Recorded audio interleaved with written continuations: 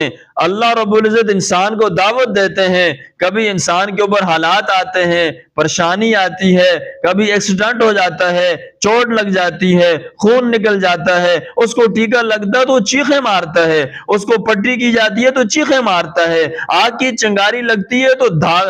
چیخیں مار کے جو ہے لوگوں کو بلاتا ہے۔ تو اللہ رب العزت واللہ یدعو الی دار السلام، اللہ دعوت دیتے ہیں، اور اللہ رب العزت یہ بتانا چاہتے ہیں اے انسان تجھے چھوٹی سی تکلیف پہنچی تو اس کو برداشت نہیں کر سکتا، تو لہٰذا آخرت کی جو جہنم کی آگ ہے جو کئی سالوں سے وہ جلائی گئی ہے اور دنیا کی آگ کو 70 مرتبہ اس سے دھویا، پھر بھی جو ہے یہ گھروں کے گھر، بستیوں کی بستیاں، شہر کے شہر، دیہاتوں کی دیہات جلا ڈالتی ہے۔ تو مجھے بتاؤ کہ وہ آگ کیسی ہوگی جس میں خون اور پیپ پینا پڑے گا؟ وہ آگ کیسی ہوگی؟ کلما نضجت جلودہم بدلناہم جلودا غیرہا لیذوقوا العذاب، سڑتے ہی رہیں گے، اور ایک مرتبہ جسم سڑے گا پھر اللہ بنا دیں گے، یہ کھال چینج ہوگی پھر اللہ بنا دیں گے، اور خون و پیپ پینوں کو ملے گا۔ ہاں